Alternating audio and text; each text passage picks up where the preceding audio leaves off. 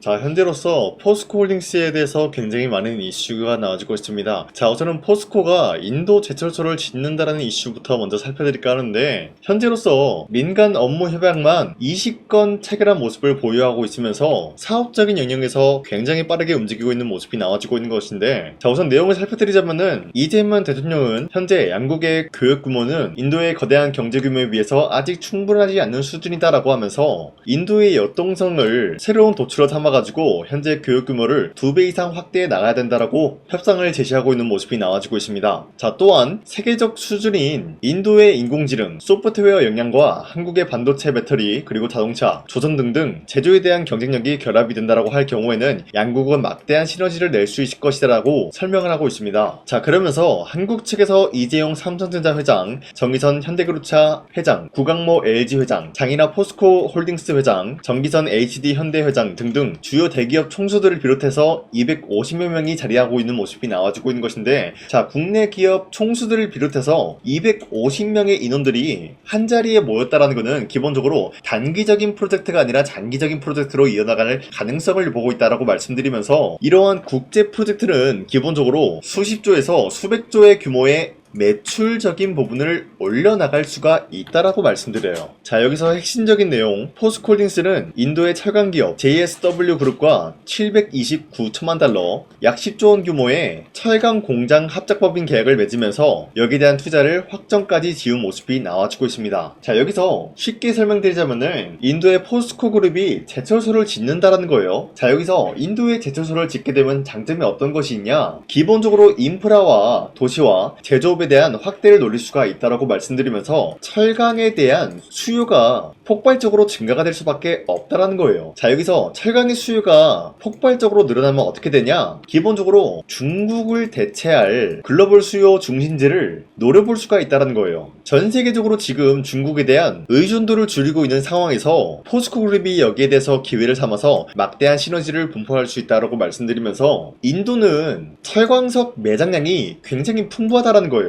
그리고 기본적인 인건비가 한국에 비해서 어때요? 굉장히 낮다라고 말씀드려요. 그러면은 인건비를 줄이면서 인도의 철강을 끌어다 쓸 수 있는 흐름까지 볼 수가 있다라고 말씀드리면서 글로벌 가격에 대한 경쟁력을 띄울 수가 있다라고 말씀드려요. 자, 그리고 포스코가 어디까지나 인도를 노리고 있는 이유가, 인도의 제철소 건설은 단순하게 뭐예요? 생산적인 부분을 확대시키겠다라는 게 아니라 시장점을 잡을 수가 있다라고 말씀드리면서 원가를 절감할 수가 있다. 그리고 이 사업은 어디까지나 초기 단계이기 때문에 성장성을 기대할 수가 있다라고 말씀드려요. 그리고 중국의 의존도를 줄이고 있기 때문에 미국과 국제적인 리스크를 줄여나갈 수가 있다는 거예요. 굉장히 많은 흐름에서 성과를 노려볼 수가 있는 게 바로 인도 제철소다라고 말씀드리겠습니다. 자, 그뿐만이 아니라 아직까지 언급이 되고 있었던 미국의 알래스카 LNG, 이 흐름이 병목 없이 공급이 가능하다라는 소식이 나와주면서 다시 한번 기대감을 불러오고 있는데, 자, 이 내용을 살펴드리자면요, 미국의 알래스카에서 생산되고 있었던 천연가스는 어떠한 변목 지점 지나지 않고 아시아에 공급될 수 있습니다. 알래스카 LNG 생산 프로젝트를 추진하고 있었던 글렌파른 알래스카의 애덤 프레스티지 대표는 최근 기자와 전화 인터뷰에서 호르무즈 해협 상황은 이 프로젝트가 아시아 동맹국에 신뢰할 수 있는 천연가스를 공급할 수 있는 능력에서 독보적인 우위를 갖추는지 보여준다라고 했습니다. 자, 여기서 알래스카 LNG 생산 프로젝트는 현재 1단계 파이프라인 건설과 2단계 LNG 터미널 건설로 구성이 되고 있다는 거예요. 자, 그러면서 글렌파란 대표는 LNG 생산 이전에 관련 판매 계약 확보에 집중하고 있는 모습이 나와주고 있으면서 2단계 터미널 조성 자금을 확보하기 위해서는 연간 1600만 톤의 가스 공급 계약이 확정돼야 된다는 거예요. 자, 그러면은 포스코 그룹이 현재로서 인도에 있는 제철소를 건설하게 됨으로써 뭘 노려볼 수가 있냐? 기본적으로 철강에 대한 수요가 증가가 되고 있는 상황에서 시장 선점의 우위에 나설 힘을 키우고 있다는 거예요. 기본적으로 앞서 다가올 강력한 수주권에 대해서 미리 대처할 수 있는 능력을 확보하고 있는 것이죠. 자, 뿐만이 아니라 알래스카 LNG라고 하면은 기본적으로 뭐가 필수적인 요소냐? 첫 번째, 가스관을 만들 철강이 필요하다는 거예요. 그리고 두 번째, 기본적인 LNG가 필요하겠죠. 그런데 이 LNG라고 하면은 포스코 그룹이 이미 대량 확보한 모습이 나와주고 있기 때문에 두 마리의 토끼를 한 번에 잡아나갈 수가 있는 게 바로 미국의 알래스카 LNG 프로젝트다라고 말씀드리겠습니다. 자, 그뿐만이 아니죠. 포스코홀딩스 현재로서 아르헨티나 리튬, 염호 인수를 마무리했다는 소식이 나와줌으로써 글로벌 공급망에 대한 확대를 충분히 갖췄다라고 말씀드리는데, 현재로서 리튬 가격이 어때요? 계속해서 상승에 대한 추세가 나와주고 있다는 거예요. 이러한 상황 속에서 만약에 미국에 리튬을 대량 공급을 하겠다라는 소식이 나와준다라고 하면은 기본적으로 어떤 것을 노려볼 수가 있냐? 막대한 매출적인 부분을 차지할 수가 있다는 거예요. 자, 그런데 이 상황에서 테슬라 일론 머스크가 어때요? 모든 전기차에 LFP, 인산철 배터리를 투입을 하겠다, 교체를 하겠다라는 이슈가 나와주고 있었어요. 자, 그러면은 만약에 포스코 그룹이 아르헨티나 리튬을 통해서 이제 리튬을 대량 확보할 수 있는 능력을 키워나갔다는 거죠. 이 상황에서 만약에 테슬라 CEO 일론 머스크와 업무 협약을 맺게 된다라고 할 경우에는 포스코는 현재로서 철강과 LNG 그리고 리튬까지 노려볼 수가 있다라고 말씀드리면서 막대한 매출을 끌어올릴 수가 있는 게 바로 2026년도부터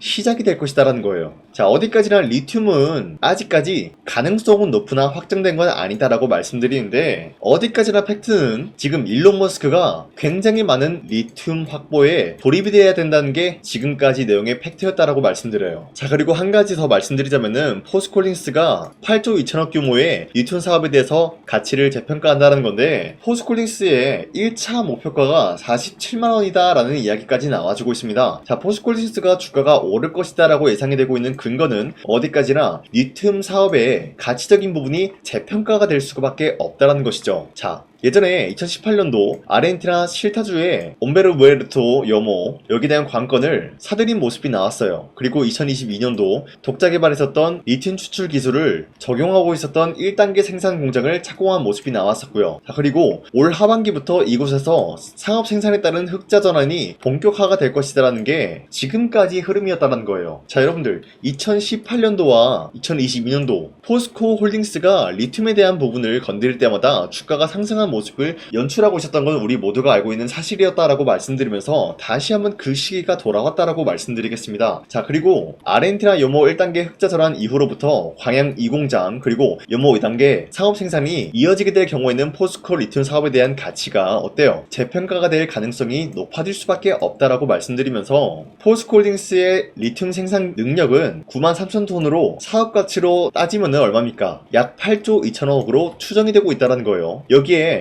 올해 예정이 되고 있었던 자사주 소각, 여기에 대한 효과와 2차 전지 부문에서 적자 축소, 인프라 부문의 이익 증가, 여기에 대한 전망 등등 모든 걸 따져봤을 때 목표가가 올라갈 수밖에 없는 흐름이 나타나고 있었다는 거예요. 자, 그렇기 때문에 포스코홀딩스 지금까지 내용을 살펴본 결과 아직까지 매도할 시기는 아니다라고 말씀드리겠습니다. 자, 그리고 현재 코스피가 전고점을 뚫고 올라가는 모습이 나왔습니다. 자, 그리고 최근에 보시면은 코스피가 하락이 나온 이후로부터 쌍바닥을 찍어주고 다시 한번 반등에 대한 포지션이 나왔다라는 거예요. 자, 그러면은 기본적으로 이러한 흐름이 주도 섹터가 전반적으로 흔들리고 있으면서 새로운 주도주가 나타나고 있었다라고 말씀드려요. 자, 그러면은 지금 같은 상황에서 우리가 아무런 종목을 잘못 공략을 하게 될 경우에는 수익을 본다라기보다는 손실을 볼 위험이 있다라고 말씀드리겠습니다. 자, 그렇기 때문에 여러분들이 더 이상 아무런 종목 공략하시고 손실 보지 마시라고 저 강산이가 지난 4월 29일 종가 베팅을 통해서 여러분들한테 3가지 종목을 선정해 드렸는데, 이 시간대 여러분들한테 이런 종목을 선정해 드리고 있었던 이유가 어디까지나 종가 베팅이라고 적혀 있는 만큼 종가에 이 종목들을 공략하시고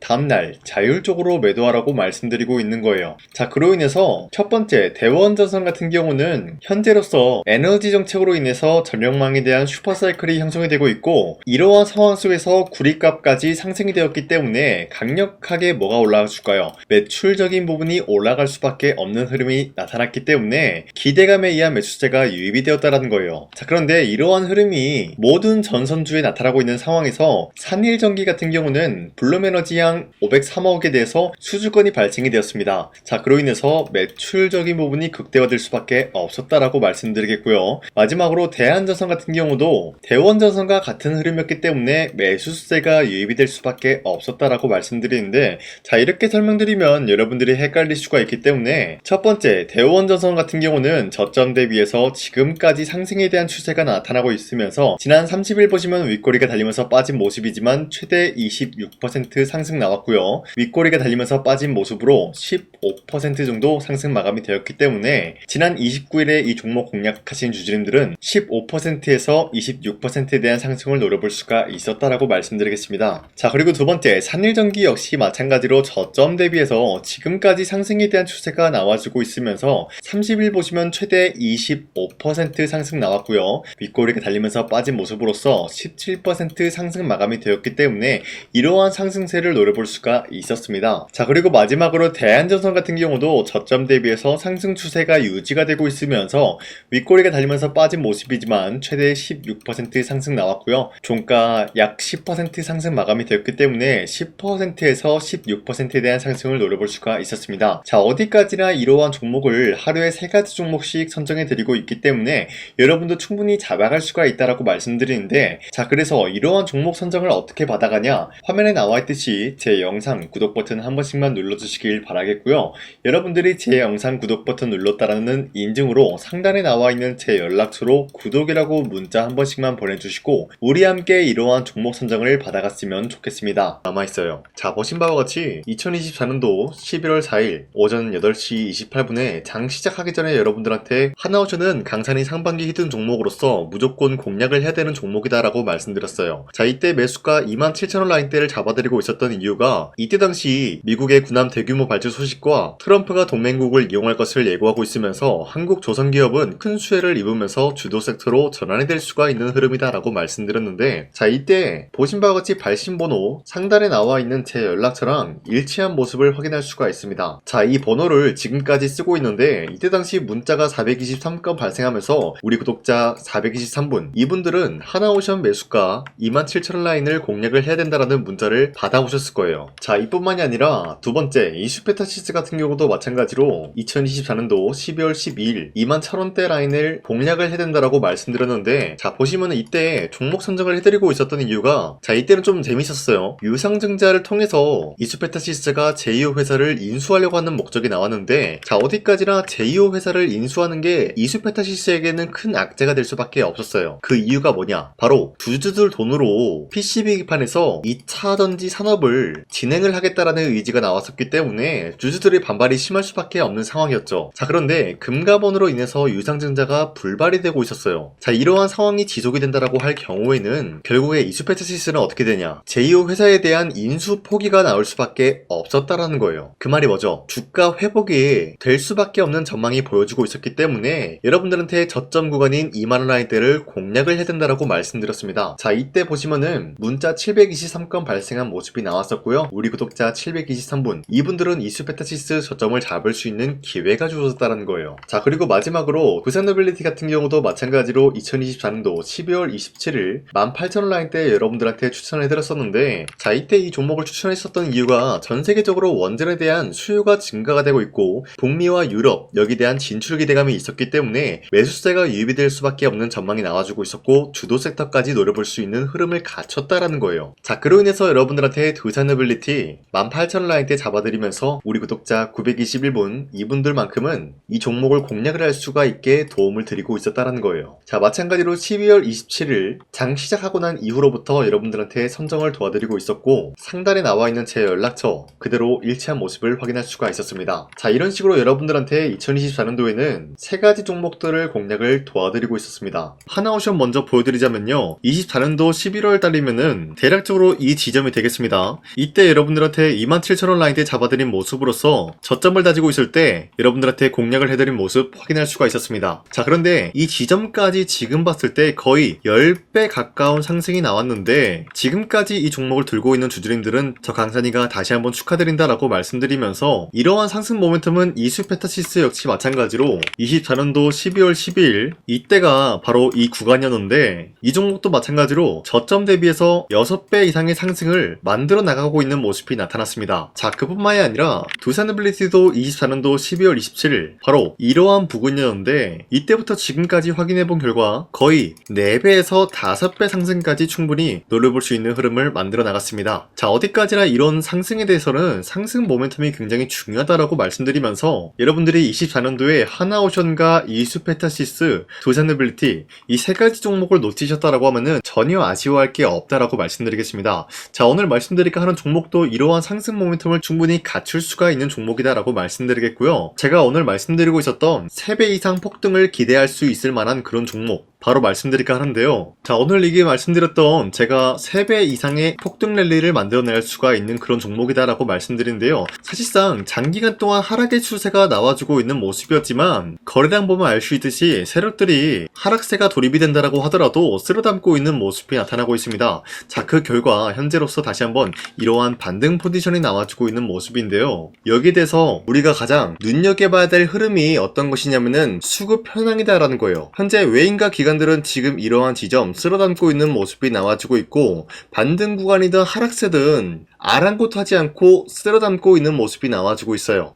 자, 어떻게 보면 이러한 구간이 매집 구간이다라고 말씀드릴 수가 있는데요. 이 종목이 어떤 종목인지 분석을 해본 결과 굉장히 충격적인 결과가 나왔다라는 거예요. 바로 현대차와 테슬라 같은 경우가 로봇 산업에 대해서 경쟁을 하는 구도가 나와주고 있습니다. 보신 바와 같이 현재로서는 현대차의 아틀라스 그리고 테슬라의 옵티머스 같은 경우가 각자의 기술성이 전 세계적으로 인정받고 있는 모습이 나와주고 있는데, 테슬라는 어디까지나 로봇 섹터가 두 번째 기획이었죠. 자, 첫 번째는 기본적으로 전기차였고요. 두 번째는 로봇, 그리고 마지막으로 스페이스 항공 관련되어 가지고 단계별로 성장성이 뚜렷한 모습을 연출하고 있어요. 자, 그런데 이러한 상황 속에서 현대차가 로봇 관련되어서 기술력을 뽐내고 있다는 것은 테슬라가 이를 견제하기 위해서 어떤 것을 만들어낼 것이냐, 당연히 로봇에 대한 시장 선점을 위해 나서기 위해서 분주하게 움직일 수밖에 없는 상황이 나타난 거예요. 자, 그러면 기본적으로 어떤 일이 발생이 되냐, 로봇에 대한 수요는 증가가 될 수밖에 없는 상황이다라는 거예요. 자, 그러면은 로봇의 수요가 증가가 된다라는 거는 기본적으로 로봇에 들어가는 부품 같은 경우도 수요가 증가될 수밖에 없는 상황이 나타난 것이죠. 자, 그런데 로봇에는 액추에이터 등등 굉장히 많은 부품이 들어가는데, 그러한 부품들 중에서 우리가 한 가지 종목을 선정을 한다라고 할 경우에는 막대한 상승세를 노려볼 수 있는 기회까지 주어진다는 거예요. 자, 그런데 이러한 로봇 산업에 들어가고 있는 메모리 기술이 바로 LPDDR5다라는 건데, 이러한 기술력을 쉽게 말씀드려서 정보를 처리할 수 있는 능력을 갖추고 있는 것이 바로 LPDDR5다라는 거예요. 자, 앞서 말씀드렸다시피 로봇에 대한 수요가 증가가 된다라고 하면은 기본적으로 부품 같은 경우도 수요가 증가가 된다라고 말씀드렸는데, 현재로서 DDR5 같은 이런 메모리 카드가 수요가 폭증이 됨으로써 가격 또한 마찬가지로 폭증이 되고 있다는 거예요. 자, 실질적으로 8만원에서 10만원대 하던 메모리 카드 같은 경우도 현재로서는 수요 폭증에 따라서 40만원에서 50만원까지 가격적인 부분이 4배에서 5배나 상승이 되고 있는 모습이 나타나고 있다는 거예요. 자, 그러면은 사실상 메모리 관련된 종목을 지금 매수한다라고 할 경우에는 이미 고점에서 매수한 거나 다름없기 때문에 DDR 관련된 종목을 지금에서 공략하기에는 굉장히 버겁다라는 거예요. 자, 하지만 로봇에 들어가는 것은 기본적으로 LPDDR5만 있는 게 아니라 2170 배터리도 대량으로 탑재가 될 수밖에 없다라는 거예요. 자, 그런데 지금 상황에서 우리가 2170 배터리 관련주를 잡기에는 너무나 많은 종목이 있다라는 거예요. 자, 하지만 그럼에도 불구하고 우리가 2170 배터리 관련주를 반드시 공략을 해야 되는 이유가 뭐냐면요, 바로 테슬라의 로봇 관련주는 지금 일론 머스크가 계획을 하고자 하는 방향성의 두 번째 섹터라는 거예요. 자, 그리고 앞서 말씀드렸다시피 일론 머스크의 마지막 계획은 바로 우주 스페이스, 우주항공 관련된 기술력을 보유를 하는 것이 목적이다라는 거죠. 자, 그런데 스페이스X에 투입이 되고 있는 것이 바로 21700 배터리이기 때문에 2170 배터리의 수요는 앞으로도 점차 증가가 될 수밖에 없는 상황이기 때문에 우리가 2026년도 반드시 잡아야 될 종목은 2170 배터리다라고 말씀드리겠습니다. 자, 그런데 기본적으로 2170 배터리 관련주를 아무 종목이나 공략을 하는 것이 아니라 국내 소부장 기업들 중에서 테슬라의 2170 배터리를 만들기 위해서 필수한 기술력을 납품을 해주는 기업이 있다는 거예요. 자, 그런데 이러한 기업의 성장성은 앞으로도 분명히 뚜렷할 수밖에 없는 게 앞서 말씀드렸다시피 전기차에도 들어가고 있고 로봇 섹터에도 들어갈 수밖에 없는 흐름 만들어냈다는 거예요. 자, 그뿐만이 아니라 스페이스라는 막대한 사업에도 투입이 될 수밖에 없는 흐름이다라고 말씀드린 만큼 우리가 국내 이 기업을 반드시 공략을 하게 될 경우에는 막대한 상승세를 노려볼 수가 있다라고 말씀드리겠습니다. 자, 이러한 구조가 있었기 때문에 여러분들한테 이렇게 말씀을 드리고 있는 것인데, 현재 이러한 구간에서는 외인과 기관들이 쓸어담고 있는 모습이 나와주고 있었고, 그동안 주가가 하락세가 돌입이 되더라도 계속해서 거래량이 발생이 되면서 매수세가 들어와주고 있었다는 거예요. 자, 긴말하지 않겠습니다. 이 히든 종목을 여러분들이 꼭 받아보고 싶다라고 하시는 분들은 상단에 나와 있는 제 연락처로 구독이라고만 문자 한 번씩만 보내주시면요, 제가 선착순 1000명한테만 이 하나오션 그리고 이 스페타시스 두 사너빌리티 여러분들한테 증명을 해드리고 오셨던 것처럼 이 1000분한테만 이 종목명이 뭔지 여러분들한테 문자로 발송해드리겠습니다. 지금까지 제 영상 끝까지 시청해주신 저 강산이 찐 구독자님들, 이분들한테만 이렇게 히든 종목을 선물해드리고 싶어가지고 준비한 거니까요, 반드시 구독이라고 문자 보내주시길 바라겠습니다. 이게 날마다 오는 종목이 아니기 때문에 지금 여러분들이 저한테 문자 안 보내주시고 그때 가서 후회하지 마시고요, 선착순으로 1000명이기 때문에 지금 빠르게 상단에 나와 있는 제 연락처로 구독이라고 문자 한 통씩만 남겨주시길 바라겠습니다. 자, 지금까지 제 영상 끝까지 시청해주신 우리 주주님들 다시 한번 감사드린다 라고 말씀드리면서 영상 마무리하도록 하겠습니다. 자, 지금까지 강산이었습니다. 다음 시간에 뵐게요.